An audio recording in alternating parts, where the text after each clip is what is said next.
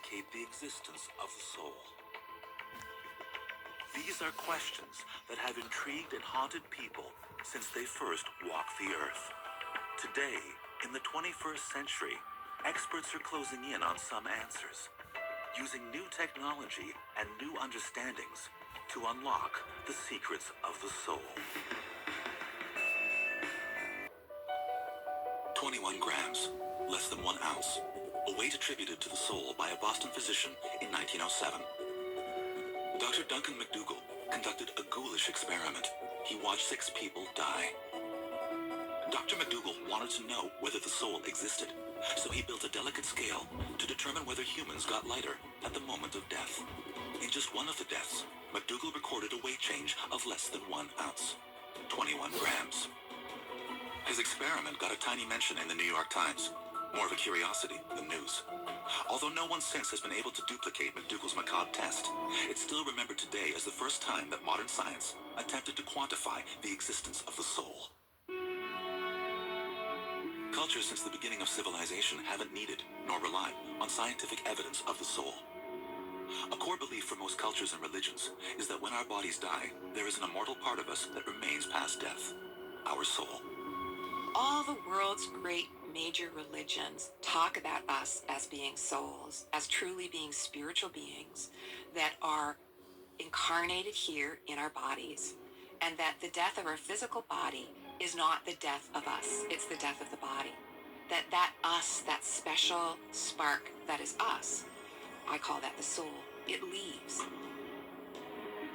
There's a lot of question right now about how much of the irrational, mysterious, supernatural aspects of life we can explain through science.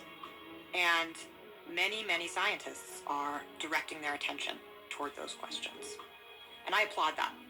But I also think that religion is a language for the stuff that we don't understand. And one of the reasons that religion is so fascinating to me is that it is, by definition, paradoxical, oxymoronic. Like, things don't fit rationally together. You want to live forever and you want to keep changing. You want to have an immortal soul and you want to hug your grandma. You know, these things don't fit together. They're not rational. To trace the history of the modern Western view of the soul, the trail begins in the 3rd century BC. Alexander the Great swept across Europe and Asia, and Greek thinking spread like wildfire. The Greeks, above all others, set the stage for what we believe about the soul today. The Greeks believed that your body was unimportant, in fact, even bad. It was the place where all of your most base impulses resided. So lust, greed, hunger, childbearing, everything that was yucky about human life resided in the body. And everything that was good and true about human life resided in the soul, which was in the head. So when you died, your soul ascended to God, and your body resided in the ground. You didn't need it anymore. The Greeks believed in reincarnation, that the soul can move on to a new body. As Christianity conquered the world, the Greek idea of body and soul being separate things was eclipsed by the evolving Christian notion that body and soul are part of the same whole. Because in the Greek context, you had your soul went up to heaven after you died, and your body was dirt, dust, nothing. The Christian teaching is that your body and your soul are one thing. You can't have one without the other. Together they make you you. Christian ideas of what does my soul look like raise questions that people joke about, but it remains one of life's great mysteries, where we go and what we are after we die, and which me is my soul. Am I me when I was 26? Or am I me when I am 80? Or am I me with my wrinkles? Or am I me without my wrinkles? Am I me with my cancer? Am I me without my cancer? Those questions start to get people hung up, and then they start to be kind of funny and silly. But the yearning itself is real and powerful. So it's a conundrum, like all of these things. Christian beliefs eventually deviated even further from the Greeks, who considered the soul separate from the body, like an energy force. Christian souls were more like ghosts, with shapes. Like in Dante's Inferno, etc., you see all these souls, okay? They seem like bodies. Dante can recognize them, but, they're souls. They're souls that are shaped like bodies. So they've taken on a certain amount of somatism, which I think shows how hard it is for Christianity to separate body and soul, is that even these souls, which were pronounced as completely immaterial. There's no matter in them. Nevertheless, they can be perceived that way. The West inherited a combination of Greek and Christian apocalyptic ideas about what the soul is, which is more confounding today than it was in its own time. If the soul leaves the body after death, where does it go in the years, or even centuries it may have to wait until the day that Jesus returns to judge the living and the dead? What do you do in the period between the last judgment and when a person dies? Well, what is the soul just on itself? I mean, how do we envisage the soul without the body? It's very, very difficult. What the scholars of early Christianity say, for example, is that we've made it into a mush.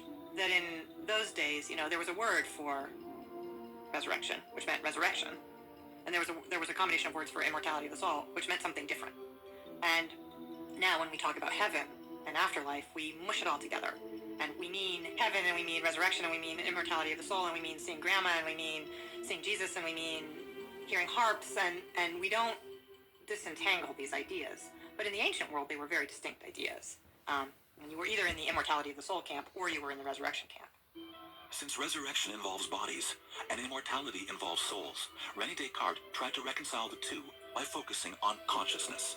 In the 17th century, he famously wrote, "I think, therefore I am." Since then, scientists believed that if there is a soul, it resides somewhere in the brain, but they haven't found it yet. And today, we're still grappling with the problem. Is the existence of the soul a question for science or religion to answer? Religion is a way for us to talk about and think about those aspects of human life that are beyond us. And so let science keep probing, because it must. And yet let us keep acknowledging, through whatever language works for us, whether it's poetry or art or religion, that there are aspects to the human experience and to human yearning that fail to meet categories. And I think the soul is one of those things. We want to believe that there's something special about us that lives forever. And we want to believe that we will commune with those we love at some later point. We don't want to lose those people. And those yearnings are powerful and important. Those yearnings require that consciousness be something separate from the brain, that it is something not material, but magical. The spiritual among us believe one thing. I have seen men, women, old, young, all faiths, all gender orientations, atheists, believers, all religious traditions. I believe it is a universal human phenomenon. It's part of being human, that we are all souls, and that each soul sometimes has the capacity to have a spiritual experience in certain circumstances. The scientific among us hold another view. I don't think consciousness is some supernatural soul that is not measurable scientifically, that's somehow associated with our natural brain. I also don't think there's a mystical world beyond what we can measure. If something actually exists, then it's part of the real world, and ultimately we should be able to detect it. A Louisiana boy offers incredible evidence that should satisfy both sides of the soul debate. His case offers proof that the soul is real, that it can be reincarnated, and that science can study it. According to a 2007 Pew Research Center poll, 81% of Americans say they believe in an afterlife. 45% believe in ghosts. I personally had an experience where I saw the spirit of my grandfather after he died. And I haven't gone to the place where I believe it was true. And yet it felt true to me. It felt real to me. And I am very sympathetic with those feelings that people have, They see the ghosts or the spirits of people they've lost. They have a traumatic physical experience and they see things. And I actually think that soul is more a matter of faith than proof. Today, scientists are studying people who make a compelling case that they used to be someone else. At the University of Virginia, a group of psychiatrists use science to unlock the secrets of reincarnation. Since the 1960s, the Division of Perceptual Studies has been collecting cases of children who claim past life memories. They now have files on 2,500 children. Well, I think what the research shows is that for people who are open to considering the possibility that there is evidence that consciousness at times can exist separately from a functioning brain. So in the cases of these children's reports, if you look at the best cases, they provide evidence that at times there can be this carryover of memories and emotions that seem carried over from one life and continue on in another. May 2000, Lafayette, Louisiana. A mother awakens to hear the screams of her 2-year-old son. He was laying on his back, and he was kicking his feet up like this and pounding his fists like this, just kicking and screaming at the top of his lungs. Andrea Leininger cannot soothe her baby James. Eventually, he falls back to sleep. She thinks the nightmare is over, but really, it is just beginning. Then the next night he had another one. It was the exact same thing, the same exact kicking motion. And the more he had it, the more bizarre it became because it was so specific and so repetitive. This marked the start of one of the best documented cases of possible reincarnation in history. Today, James Leininger is 12.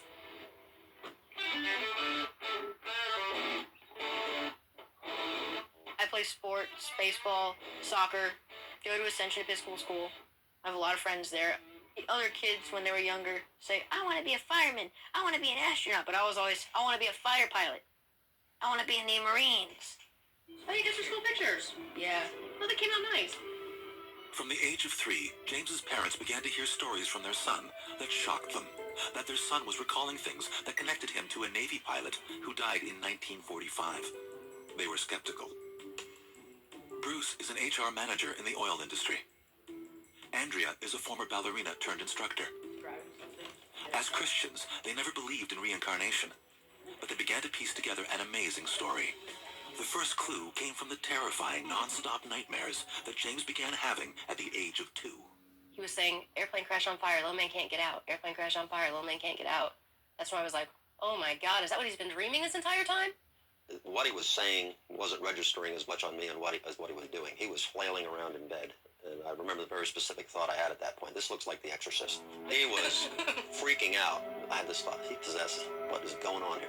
Within a year, the visions that greeted James in his nightmares began taking shape when he was wide awake. I was reading to James, and then he sat up and he goes, Mama, the little man's going like this. And he laid down, and he goes, and he did the same thing he did in his dream. He was kicking his feet up, and he goes, the little man's going like this. Ooh, ooh, ooh, can't get out, can't get out. And I sat him back up, and I said, who's the little man? And he goes, me. It still makes my hair stand up. And Bruce said, what happened to your plane? And he said, it crashed on fire. And he said, why did your airplane crash? And he said, it got shot. And Bruce said, who shot your plane? And he went, oh, the Japanese. James then gave his parents the next uncanny clue, one that was very specific. The name of a ship from which he says his aircraft took off. So I said, well, did your boat have a name? And he said, Natoma. And I'd never heard the word before. And I went down the hall and got onto the computer and Googled it. And down around hit 300. All there was this thing, Natoma Bay, CVE 62. Clicked on it, and up comes this history of a World War II aircraft carrier. And so that was the beginning of what the heck is going on here. Standing there staring at this picture of this little, it was like an aerial photo of this little aircraft carrier in the water. We just stood there staring at it for a long time. I had no answers. How could he know this? How could he know a person? How could he know a ship? And what did all this mean? So that was where I really just said, I'm going to get to the bottom of this. I don't know how I'm going to do it. I don't know what I'm going to find, but I'm not going to stop looking until I get as many answers as I can get. This was enough to send Bruce on an investigation, doing his own research. Over the next 2 years, he learned about the men from the Natoma Bay, both living and dead. And James kept giving his parents additional, tantalizing, eerie clues. Well, I kept asking him, do you remember what your name was? Do you remember what your name was? And he always said James. And I thought, well, he's 2, he's confused. He thinks I'm asking him what his name is. Then, James started drawing. That was one of my mission things. The mission thing, you remember that? Yeah. That's one of my favorite ones. The same thing, over and over. Like a movie, compressed all into one frame. An air battle. Flak. A plane on fire. And his signature, James 3. So one day I was in the kitchen, I was washing dishes, James had breakfast, and he had an airplane, he was just flying around like this, and he goes, Mama, before I was born, I was a pilot, and my airplane got shot in the engine and crashed in the water, and that's how I died. And I was just froze. It was such a bizarre thing to say, but it was just that matter of fact. There was no drama, there was no emotion to it. At 3, James started pretending to be a pilot, with an attention to detail that astonished his father. one day he dragged a car seat into the closet in my office, and he set up a little cockpit in there. He had a little play school console, and it was going to be a cockpit, and he's going back and forth. All of a sudden, the door comes flying open, and he comes rolling out of it. I said, James, what happened to you? He says, I said, did you fall? He says, no. He says, my plane got shot, and I bailed out. The next breakthrough came when Bruce was invited to the Natoma Bay Veterans Reunion. He asked about the names of men killed in battle, and this led him to finally solving the mystery of James 3. He called me on the phone and he said, you won't believe this, there's only one guy from Natoma Bay who was killed during the battle for Iwo Jima, and his name was James M. Houston Jr. And I said, wait, that would make our James 3. I was so excited. I'm like, that's it. I'm like, that's him. It's James M. Houston. His name is James. It's the James 3. James Houston Jr., World War II Navy pilot. At age 21, on March 3, 1945, his plane was shot down over Chichijima. Now, the skeptical parents were sitting on compelling proof that their little boy really was reincarnated. Louisiana boy James Leininger spent his childhood recounting memories of being a World War II Navy pilot. Memories of a past life his parents could no longer ignore. From the age of 2 to 6, James continued to provide pieces of evidence of the incredible possibility that he was James Houston, reincarnated. This plane, the Wildcat, is the plane that James M. Houston crashed in. And he was a test pilot for the Corsair. And he would test fly those off of carriers. The F-18 is the plane I want to fly when I grow up. Since he was 2, James showed an unusual fascination for military air shows and an uncanny familiarity with vintage aircraft. His parents cautiously made contact with James Houston's only surviving relative, his sister, Anne. At first, she didn't know what to think about the little boy who claimed to be her brother, reincarnated. But then, James asked her for a painting that only one person other than her knew existed. She sent this January 16th, 2006. Says, Dear James, I do hope that this is the picture you asked for. It is the only one of me done by my mother. I am sorry to be so long sending it to you. These past few weeks have been very busy and hectic. I hope you like it. With my love, Annie. James believed then, as he does now, that it was the dead pilot's soul asking for that picture. I had asked her for a painting that my past mother had done for her and me. This was in her attic for 50 or so years. My parents and she thought it was crazy that I would know about something like this. Anne, too, became a believer. And there were other, more chilling connections. James had 3 G.I. Joes he named Billy, Walter, and Leon. Names his parents thought were strange for a boy to choose. Bruce is like, hey, James, what are you going to name your G.I. Joe? And he's just playing, he goes, Walter. And so we were like, Walter? Bruce goes, how come you named your G.I. Joes Billy, Walter, and Leon? And he goes, because that's who met me when I got to heaven. And it was one of the moments where, like, the blood drained out of our face, and we just kind of walked backwards. Bruce went in the office, I went in the office, we closed the door. He's in there going through papers like this. I'm like, what are you looking for? What are you looking for? He finds this piece of paper, and he's like, and he says, Billy Peeler, Walter Devlin, and Leon Connor were all in the same squadron as James Houston. I was like, when did they die? Did they die before? He's throwing papers around, pulls out another sheet, and he looked at the dates of death, and they all died before James Houston died. They all flew with him. Although James's dad remained skeptical that reincarnation might really be possible, what happened next was uncanny. So we're cleaning up the yard. He's playing in the leaves. I said, I just love you to bits. And he goes, well, he said, I knew you'd be a good daddy when I picked you. And I said, what? And he said, well, when I found you and Mommy, I knew you would be good parents. My head was shrinking to the size of a raisin, my brain. I said, what do you mean when you found us? He said, well, I found you and Mommy in Hawaii. James told his father that he saw them in a pink hotel, which is where the Leiningers were staying when they decided to have James. Bruce and Andrea were cautious about asking doctors and psychiatrists for help. They decided to find their own solution to James's ordeal. And their solution was to go to Japan, to the very expansive ocean where the pilot, James Houston Jr., died. Thou who art the pilot of the souls of men. The boat was right above where the wreckage of the plane was. And Bruce did this beautiful memorial service, and so I thought that was a perfect moment for me to just say, I sat down with him and I said, Jim Houston's been a part of your life for as long as we can remember, and he's always going to be an important part of who you are, but you have a life to live as James Leininger, and it's time for you to say goodbye to Jim Houston. And he just started bawling. And he cried for about 20 minutes. He had everyone. It was the on saddest the boat. thing I ever seen. He had everyone on the boat. Crying. It's time for us to say goodbye. Goodbye, James and Houston. Good job.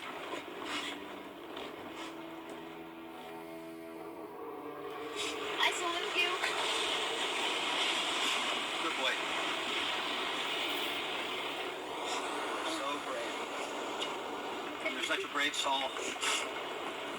Such a brave soul and spirit. It was weird. It was palpable. You could see that he'd mourned that and everything that had happened and was ready to move on. And he really did at that point. That's kind of when everything really changed. I'm here for one reason, that is I'm a celebrity, you see. But I'm a celebrity who's fascinated in what these guys do, and I think that they're dealing with the most interesting things that you can possibly deal with. And they're here to tell you about something. But I'm a celebrity who's fascinated in what these guys do, and I think that they're dealing with the most interesting things that you can possibly deal with.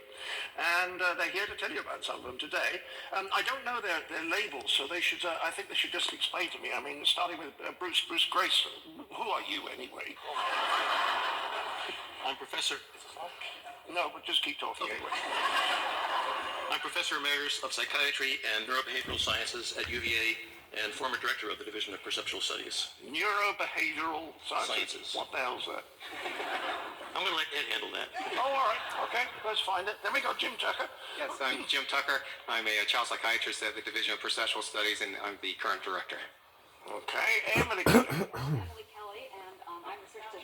Again, there's something wrong with the mic, Emily. Is this on? No? No. There's always a trouble with mics, don't worry. Particularly in the afternoon. We never get a microphone to work in the afternoon.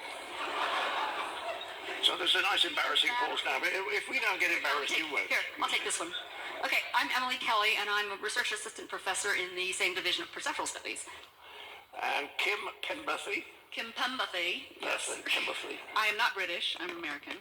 I'm a clinical psychologist in the division of perceptual studies, and I'm currently being blinded by that light, so forgive me if I'm squinting at you. I'm not winking, I promise. Thank you. Ed Kelly. I'm Emily's husband, and also a professor at DOPS and an experimental psychologist. So we're gonna. We don't have to get much right, you know.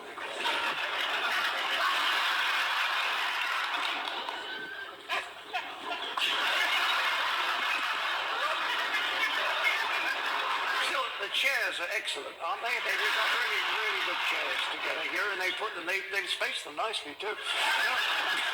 The thing about tonight, you see, when I'm talking to an audience, I usually love to have some idea of what the audience is like. And by that I mean, you know, what you know and what you're not likely to know, what's likely to make you cross and what's likely to make you interested. But with you lot, I haven't the slightest idea whether you were very open to these ideas or convinced that there's something going on that the materialist, reductionist scientists don't think is possible, or whether you are here to shoot us down in flames. But anyway, it's going to be great fun. I think we should just start with Bruce. Bruce, tell us what you're doing at the moment. What are you looking at? What are you trying to find out about? Thank you, John. Thinking more clearly than ever before while your heart is stopped and there's no blood going to your brain.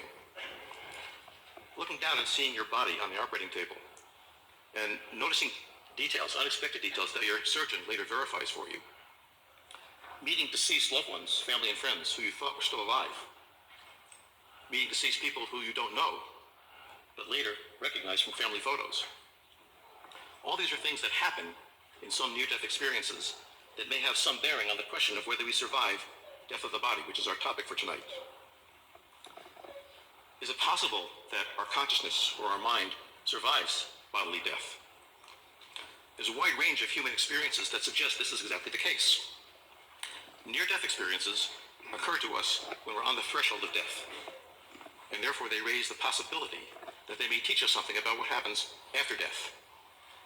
Now, I've been collecting and analyzing near-death experiences for more than 40 years, and I have detailed information about more than 1,000 of these cases. Each one is unique, filtered through the individual's background and personality, but there are some features that they all share in common. And some of these common features have important bearing on the question of whether we survive death and whether some part of us does, and if so, what part is that? One of these features that may have some bearing on the question of survival is enhanced mental functioning, thinking clearer than ever, seeing more vividly, forming more detailed memories, at a time when your brain is seriously impaired.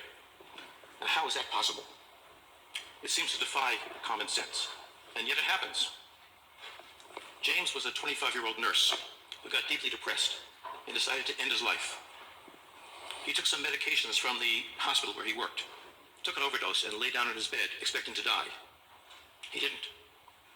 In fact, he became sicker and sicker, very nauseous with painful stomach cramps, and decided maybe he better call for some help. So he roused himself, tried to get out of bed and get to a telephone. But by this time, the drugs had kicked in and were making him very unsteady. He had trouble standing, trouble walking. Not only that, but the drugs were making him hallucinate, and he was seeing little people all around his bed, making it hard for him to get to the telephone. At this point, he told me, he drew up out of his body and was several feet above his body and behind it, thinking very clearly. And he looked down at his body, staggering around, looking very confused. He remembered being in the body and hallucinating, but from where he was, up above, he couldn't see these little people. Now that convinced James that his mind and his body were not the same thing. And it suggests that I need to think about that also. Are they the same thing? Salary research can be a headache. As any talent or HR team knows, finding accurate salary data is a risk. Another feature common to NDEs that makes us question whether we survive is seeing things accurately from some visual perspective not in the body. This too defies common sense. How can you see if you're not in the body? And yet it happens. Al was a 55-year-old truck driver who went to the emergency room with irregular heartbeat. In the emergency room, during diagnostic testing, his heart condition deteriorated rapidly, and he was rushed to the operating room for what eventually became quadruple bypass surgery. In the middle of this operation, he felt himself rising up out of his body and floating weightless above it. He looked down and, to his surprise, saw himself there, lying on the table, with a sheet over his body. And he saw his surgeon down there, looking very perplexed. And as Al described it, his surgeon was flapping his arms as if he was trying to fly. Al didn't understand that. And frankly, I didn't either. I've been working as a doctor for more than 40 years in hospitals. I've never seen a surgeon do that. I later talked to Al's doctor and asked him about this, and he acknowledged that, yes, he had done that. That where he had trained in his home country to be a surgeon, he developed this habit. When he walks into the operating room, all scrubbed in, with sterile gloves on, and his residents and interns, his assistants, are starting the operation, he doesn't want to risk touching something not in the sterile field with his clean hands. So he puts them where he knows they won't touch anything sterile. And then he instructs his interns, here, cut over there, pull back over there. So what Al thought was trying to fly was just instructing his assistants on how to do the operation. Now, how did Al know this? How could he see this? This is not an isolated case. A recent survey of more than 100 near-death experiences in which people reported seeing things from an out-of-body perspective found that more than 90% were completely accurate in what they said. Another common feature that people report in NDEs is seeing deceased friends and family. Now, many of us would expect to see deceased loved ones when we die, so that's not so surprising. But sometimes more surprising things happen. For example, people sometimes see deceased loved ones that they thought were still alive. Eddie was a 9-year-old boy who was hospitalized in a coma for meningitis. And he was in a coma for about 36 hours before his fever finally broke. His family were gathered around him by the bedside all night long, and finally about 3 a.m. he opened his eyes and excitedly told his parents that he had just been to heaven, and he'd seen his dead grandfather and Auntie Rosa and Uncle Lorenzo. And then he said, and I also saw my sister Teresa, who told me I had to come back. Now, Teresa was his older sister who was in college in Vermont, and as far as anyone knew, was perfectly healthy. Later that morning, when his parents went home, they immediately called the college, and they found that Teresa had in fact been killed in a car accident just after midnight. How did Eddie know about that? Jack was a 25-year-old electrical engineer who was hospitalized with pneumonia. One day, as his young nurse, Anita, was fluffing up his pillow, she mentioned to him that this weekend was going to be her 21st birthday, and she was going to be gone for a few days, visiting her parents.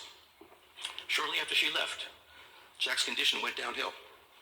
and he had trouble breathing. He eventually stopped breathing entirely. He then had a near-death experience in which he saw Nurse Anita. Surprised to see her there, he said, "What are you doing here?" And she said, "I've come to fluff your pillow one more time. And I'd like you to go back and tell my parents that I love them, and I'm sorry I wrecked the red sports car." When Jack recovered, he told the nurse about this experience. She started tearing up and left the room immediately. Later, Jack learned that Anita's parents had in fact surprised her with a red sports car for her birthday. And excited to try it out, she raced down the highway and crashed into a concrete barrier, dying instantly. Now, how could Jack know this? How could Eddie know this? How can these things happen? And finally, there are some people in near-death experiences who meet what appear to be deceased people who they don't know. Levi was a 35-year-old man who was born in Holland, who had a cardiac arrest. His heart stopped, and he had a near-death experience, saw his grandmother who had died, and then saw a man who he didn't recognize, but who looked at him very lovingly. He didn't know who this was, didn't know what to make of it, so he didn't talk to anybody about this. 10 years later, when his mother was on her deathbed, she confessed to him that her husband, who had raised Levi as his father, was not, in fact, his biological father. Levi's biological father was, in fact, a Jewish man who had been captured by the Nazis when they came into town, taken to a concentration camp, and never seen again. And then his mother showed Levi a photograph of his father, which he recognized immediately as the man from his near-death experience. So we have in near-death experiences heightened mental thoughts when your brain isn't functioning.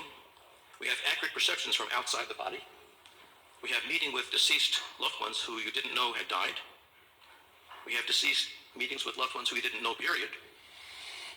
And we don't have a good physical explanation for this. So all these things should make us think about, is there something about us that survives the bodily death? And if so, what is that thing? Marvelous. Talcum powder, innocent and benign, trusted for generations by millions.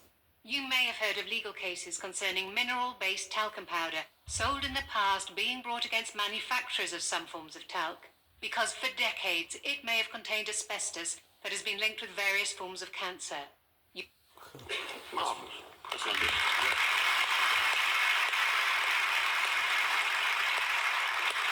When I started getting interested in all this nonsense some time ago, I was reading a lot about out-of-body experiences, which are obviously not necessarily connected with dying. Right. Now, you don't mention them. Is there any reason for that? Because they're very similar, right? They are. An out-of-body experience where you feel you're leaving your physical body is something that often happens as part of a near-death experience, but it can also happen under other circumstances as well.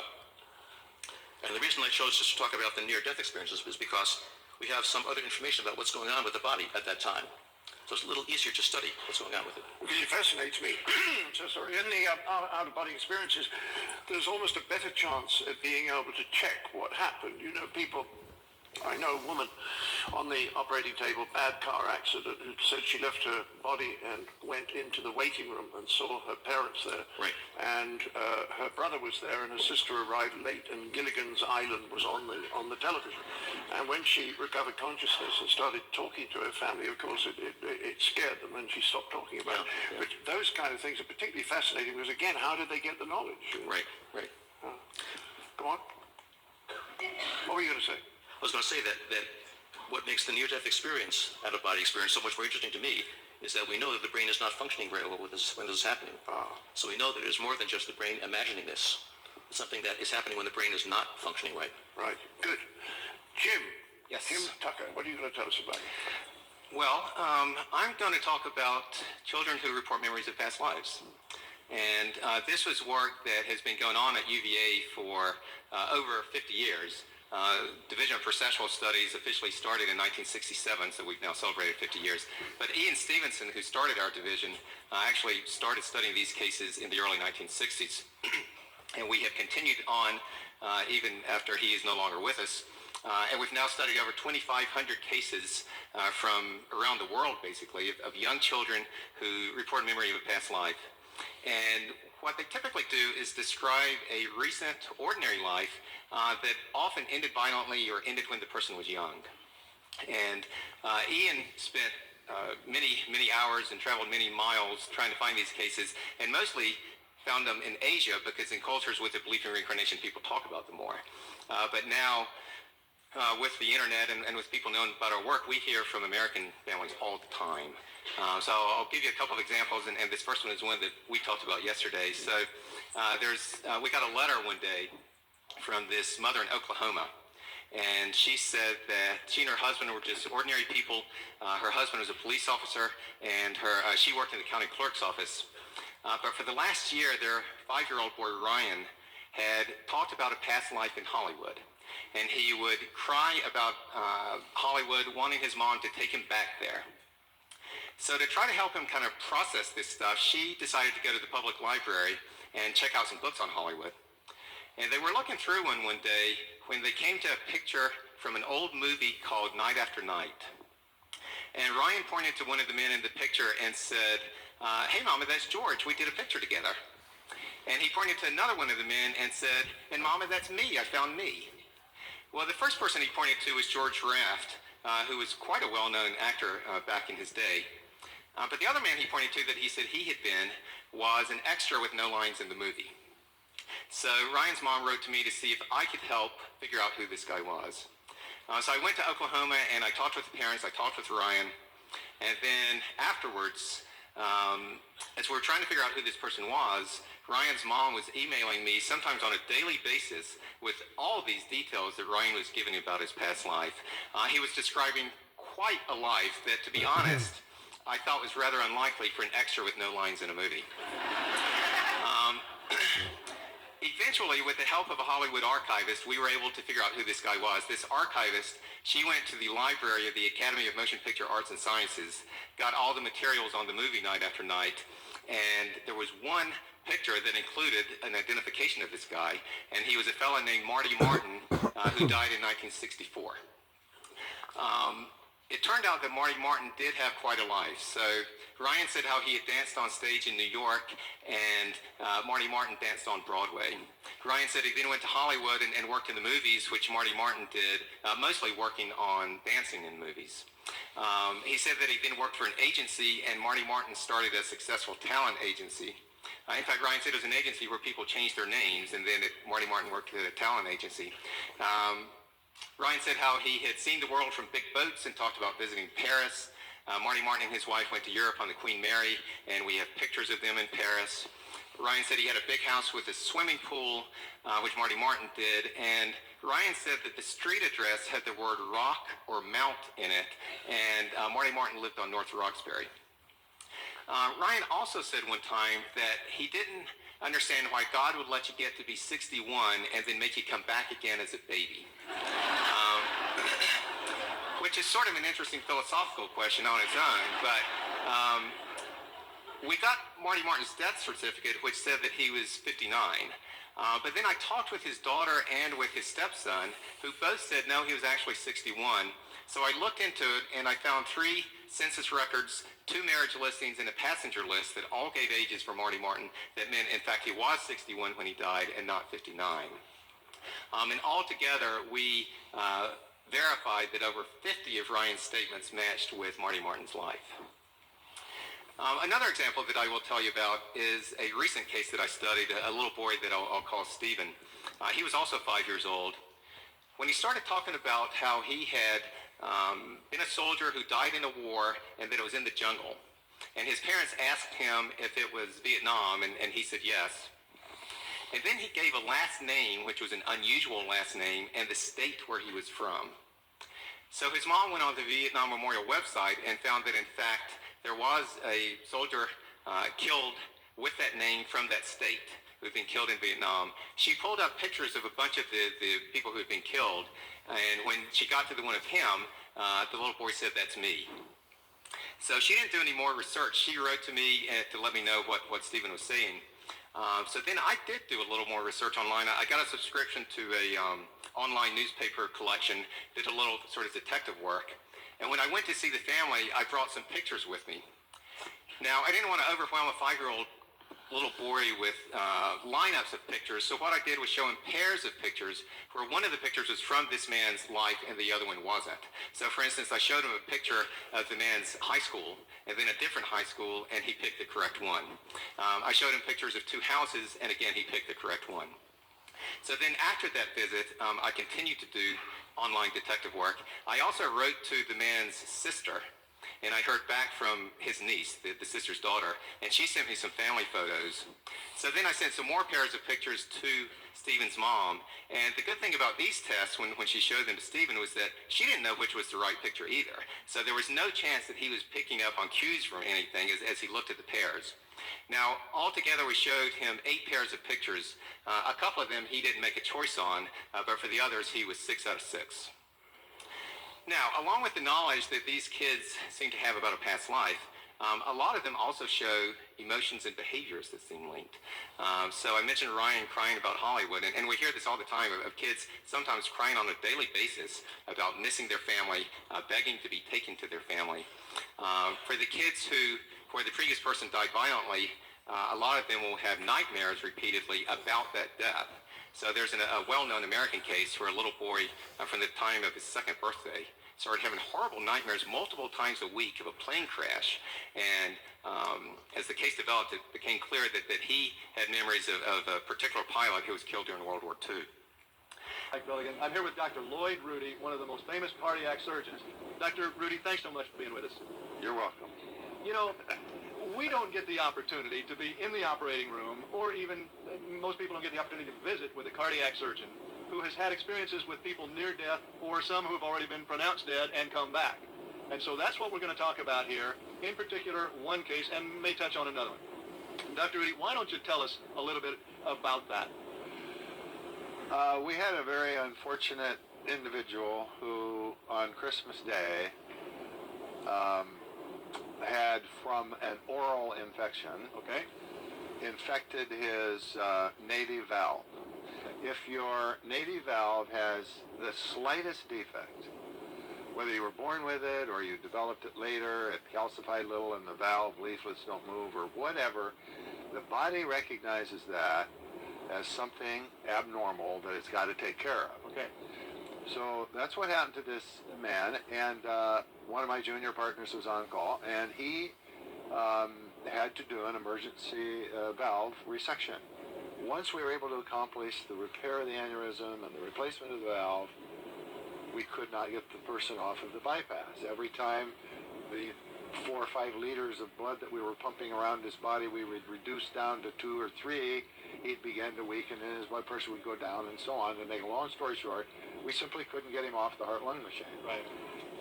Finally, we just had to give up. I mean, we just said, we cannot get him off of the heart-lung machine, so we're going to have to pronounce him dead. Right. So we did that. And so the anesthesiologist turned his machine off, and the bellows that were breathing for the patient stopped. That machine was quiet. The anesthesiologist went into the surgeon's lounge. He hadn't eaten anything all day, so he went in to have a sandwich. And the people who usually clean up the instruments and all that were coming in and taking away all these tools. And my surgical assistant closed the patient in a way that a post-mortem exam could be done, because anyone who succumbs on the table has to, by law, has to have an autopsy. Right. So he closed him up briefly, just a couple, 3 wires here and a big stitch to close his soft tissue. Well, the machine that records the blood pressure and the pulse and the left atrial pressure and all the monitoring lines and things continued to run the paper out onto the floor in a big heat. Nobody bothered to turn it off. And then we put down a transesophageal echo probe, which is just a long tube that has a microphone on the end of it, and we can get a beautiful picture on a monitor of the heart beating. Well, that machine was left on, and the tape, the VCR tape, continued to run. Right.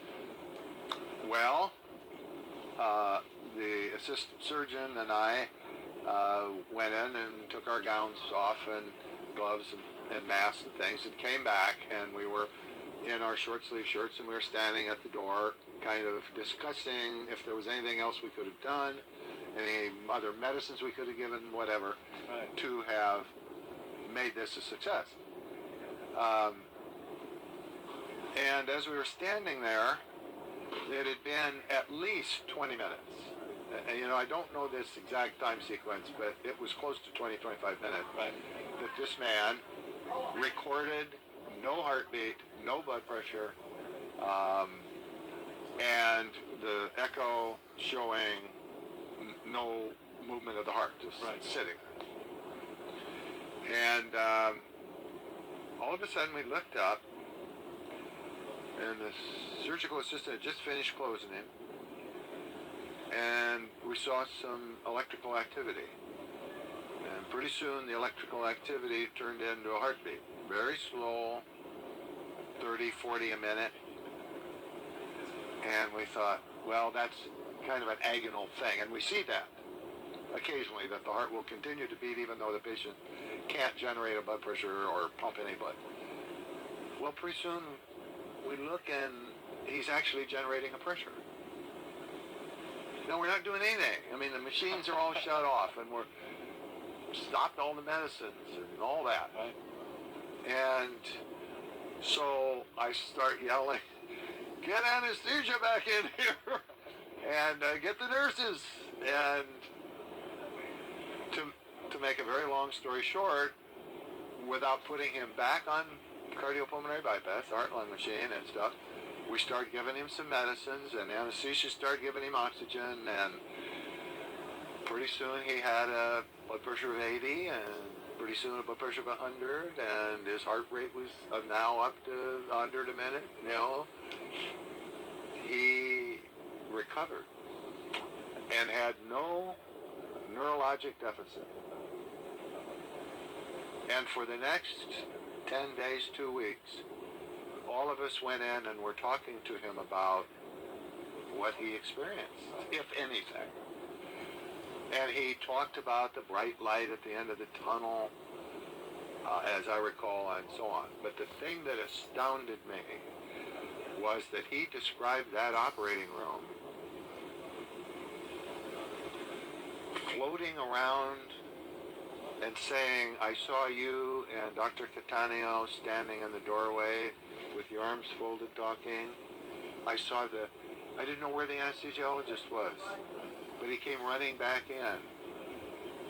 And I saw all of these post-its sitting on this TV screen. And what those were any call I got, the nurse would write down who called and the phone number and stick it on the monitor, and then the next post-it would stick to that post-it, and then I'd have a string of post-its of phone calls I had to make." He described that. I mean, there's no way he could have described that before the operation because they didn't have any calls. No. Right? And he's sitting on, and lying on the, so he must have been floating. He was up there. Yeah. He described the scene, things that there is no way he knew. I mean, he didn't wake up in the operating room and see all this stuff. I mean, he was out, and was out for, I don't know, even a day or two, while we recovered him in the intensive care unit. So what does that tell you? What does that tell you? Was that his soul up there? It's hard to know. But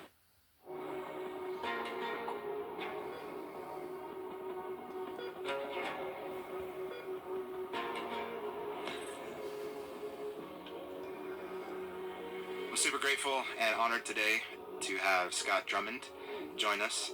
The background story alone to why we're here today could be an interesting thing enough to talk about. How we ended up here, even that has affected me. But what we're going to actually talk about, I think, has the potential to really help a lot of people. And I'm so honored that you've agreed to be here today. There's moments in some people's lives where they have these big resets. Their priorities shift or something big happens and it just changes everything. And it seems like you've maybe had more than one of those moments in your life. And I've been honored enough to hear a little tiny bit of some of those, but it sounds like most people haven't heard some of these stories. So the one question I wanted to ask you is why now? Why did you feel like this was a good time to share some of these really kind of personal moments for you? Well, the thing that kind of brought to mind was what's happening right now with COVID-19. There's so many people out there that are afraid of what might happen to them.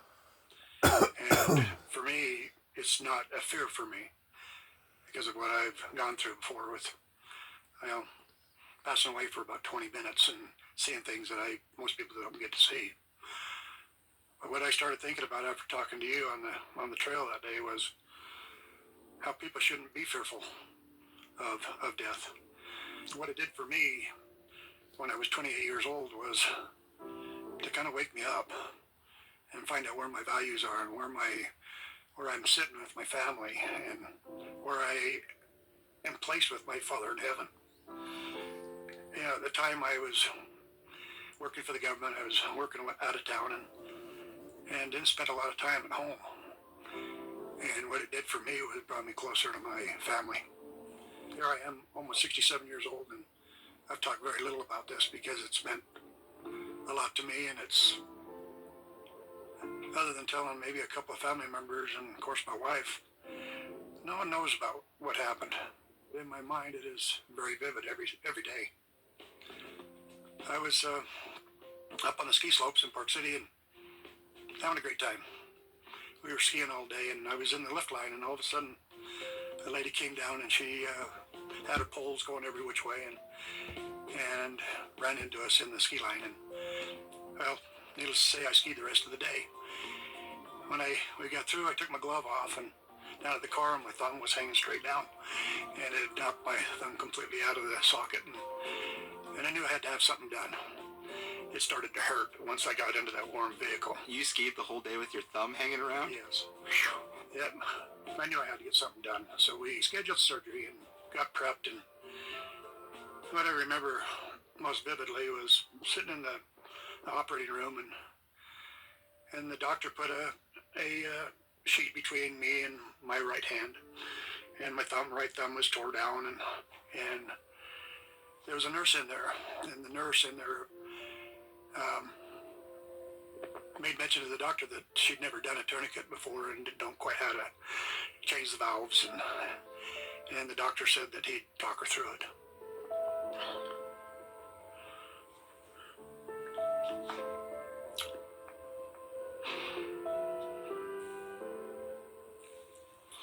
Well, in the situation that you put a tourniquet on right here, and you have two valves. One is to tighten it up, one's to loosen the pressure. And what happened was both of them were tightened to begin with, and the nurse undid the one valve, and the pressure started coming back on again, and she opened the second valve and forgot to close the first valve. And all of a sudden I had the sensation of something going up my arm. It crossed into my heart, and next thing I knew I was above my body watching the operation. What was unique about it was I wasn't by myself. I had someone right beside me watching. And I don't know if this is normal or not, but I watched every stitch that was put into my thumb. I watched the nurse go running out of the room saying that I killed him, and which was, I'm sure, put a lot of fear in her mind that what she did didn't work. But I sat, and even though I never did see the person next to me, I sat right next to him as if I knew that person. And everything was done through the mind. There was no talking. I could hear what the doctor was doing, but I could never hear mouth to mouth what was being said with the person that was next to me. And we sat there and watched the operation, and I can't tell you how long because there was no clock on the wall, or I didn't have a watch on. We watched how serious the doctor was about finishing his surgery on my thumb, and I watched him cut me here and tear a tendon out. I saw him wrap it around my thumb, and I started watching him put me back together. Something that was supposed to be a very simple operation ended up being not so good in the end. We sat there for a little while, and I can remember I was sitting above. I was laying down, how you lay out with your arm like this, with the sheet right here. And I was sitting right up here above watching the surgery. And then I had in my mind, I was told, okay, it's time to go. And I remember so vividly, I could never look back. I was instructed never to look back again. And the next thing I knew, and it was like a twinkle of an eye, I was standing in a field where the person that was with me was right next to me, but I couldn't see him. And I looked over to the left, and there were some great big tall trees. And I remember they were the most unusual looking trees. They had a long trunk with the leaves up on top, and there were lots of them. And then to the right of that, which would be still to the left of me, was wildflowers, just beautiful wildflowers, and they were up about to my waist. And I just remember looking and seeing how beautiful the flowers are, because it's something that I really enjoy is yard work and gardening, and I just remember the vivid colors were just magnificent. And then in front of me, and then to the right, was tall grass that came up probably just about my waist high, and I was just standing there. And the next thing I knew, the person that had escorted me there was not there anymore, and I was by myself. Every moment given to us by Allah subhanahu wa ta'ala is an opportunity to do good. Every drop of water, every meal shared, every myself. But it was so peaceful. Everything was, it was really, what I remember so vividly was I could see a long ways to my left. I could see a long ways to my right. I wasn't allowed to look back. But in front of me was at the time it seemed like a cloud. It was just a white cloud. And all of a sudden in my mind I started watching a video of my life. And I saw it from the day that I was born until I was 28 years old. Everything that I'd done in my life, good, bad, it didn't matter, because what mattered was, that's what I was being judged on, was what I had done. And I remember some of it hurt, but some of it made me feel good, but it was what it was. I had no one there to argue with, no one to say, I didn't do that. No, I did it. But there was a lot of things at that time in my life that I wasn't really as on track on my life as I should have been. It was, at that time in my life, I was working for the government, for the Postal Service at the time, and it was all about getting ahead, making enough money. And I was working, I remember at the time I was working in Jackpot, Nevada, which is way out in the middle of nowhere. And knowing that everything that I was doing was for myself and not for my family. And I think probably out of all of that I watched, it was, some was good, some was bad, but I knew that I had to do better with my life. Dr. Mary Neal, you went through an incredible experience, a near-death experience that you have written on, you have spoken on. You're part of a new movie. It is called After Death. And I want to just start, for those who don't know your story, really this happened on a South American river. You almost lost your life. You essentially did. I did lose my life. You did lose your life, exactly. And which I know is so strange, because here we are talking now, right? But you lost your life. You experienced something incredible. Talk first, before we get into the heaven experience, talk about the accident and what happened.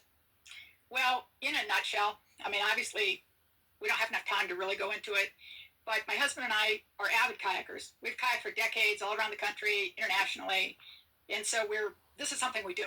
This isn't a crazy kind of thing. But friends of ours are professional boaters and run trips to Chile every year during our winter and their summer. And so when my youngest son was finally old enough to let us leave without our kids, we decided to go down there for my husband's birthday, and we had a wonderful time. We paddled all these beautiful rivers and had a great time.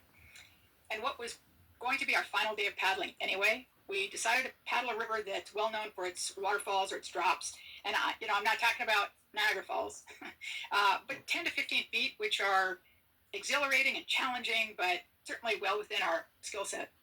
And that day, actually, my husband did not go on the river with us. He woke up for the first and only time in his life with back pain.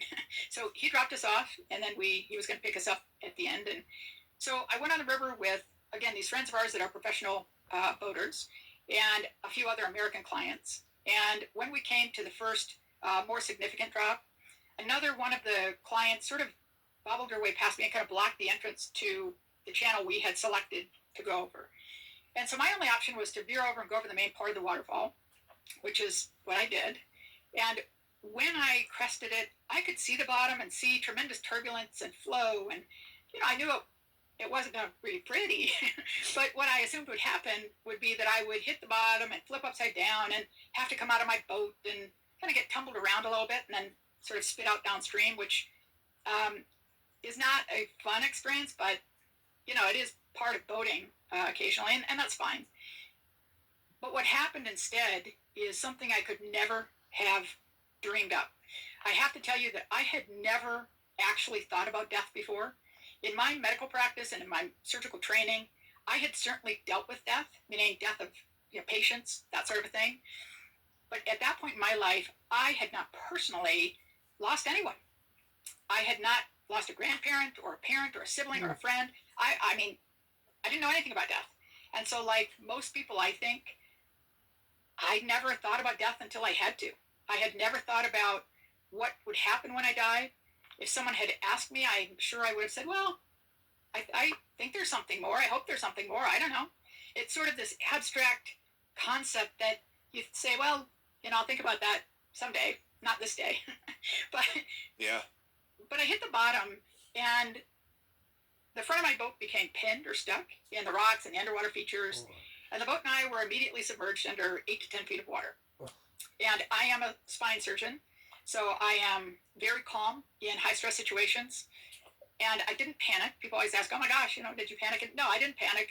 I set about trying to free me or free the boat, one of the two. But the weight of the water and the force of the current was too great for me to do anything.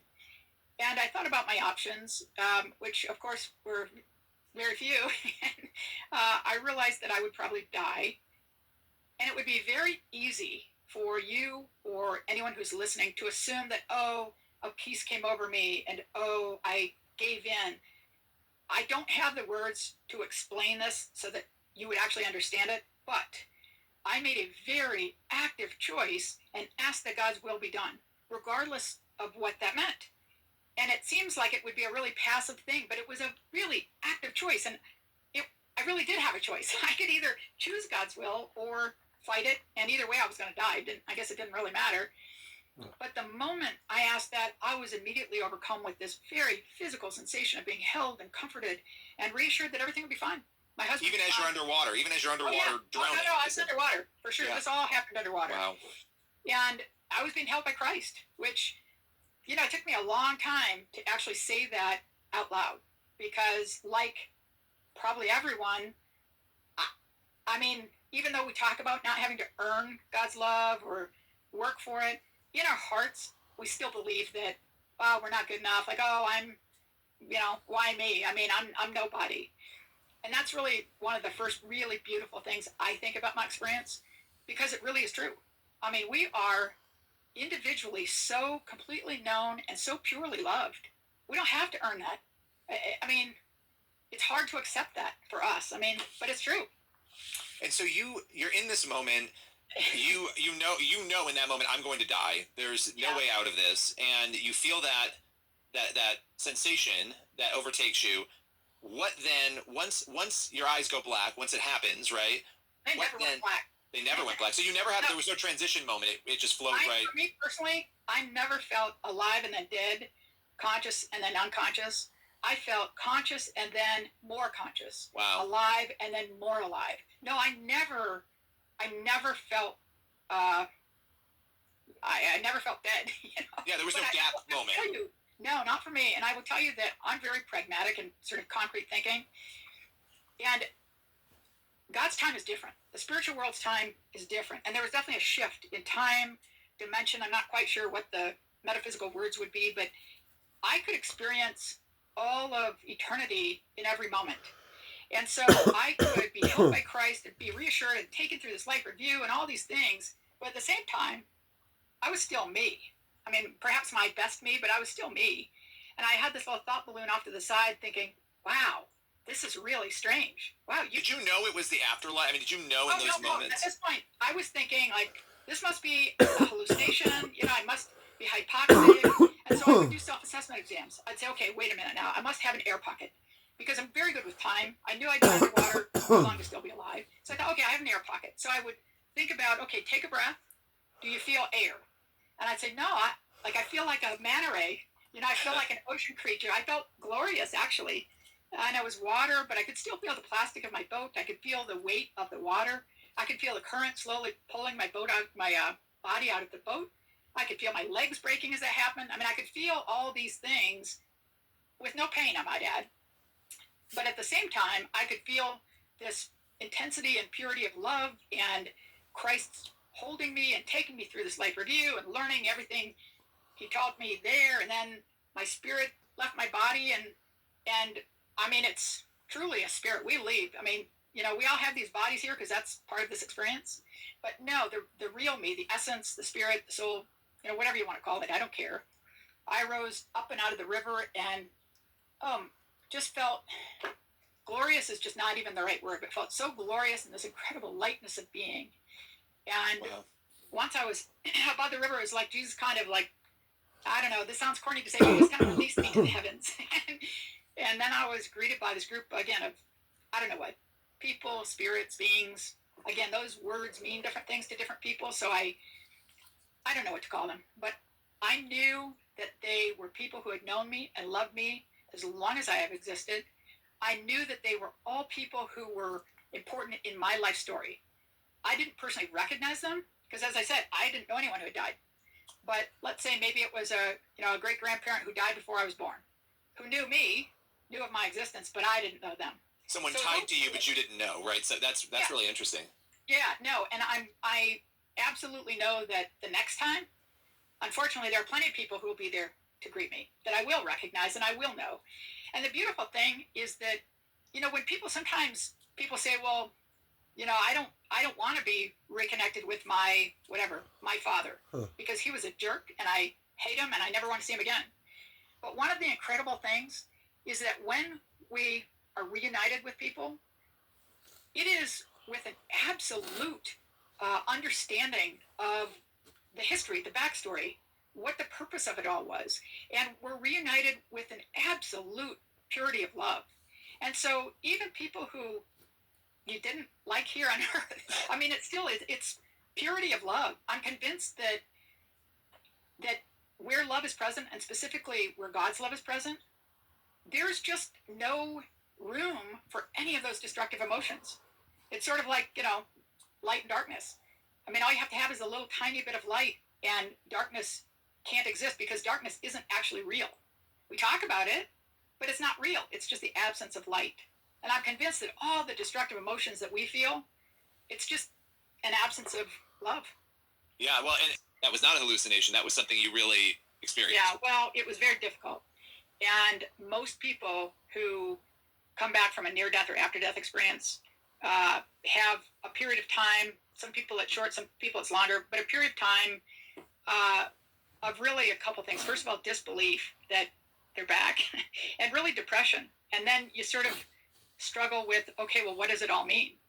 Because having a near-death or after-death experience, or even any other really profound spiritual experience, is definitely a mixed bag. It's beautiful and wonderful and awesome, but it brings with it a real heaviness and weight of responsibility. And, okay, now what do you do with it? And it definitely sets you apart. It's a very isolating sort of experience. Well, especially for somebody like you. I mean, you're a doctor. You're a person of science, right? And, you were somebody who hadn't thought a lot about these things before, and suddenly, how did that part of this change? Like, how did this experience change your faith walk? Let's go there, because you have a very different view now than you did then. Yeah. I mean, I would have claimed ahead of time to be a Christian, but really, now when I look at it, it's like most people in this country and perhaps worldwide. I don't know. It's, it's kind of a cultural Christian.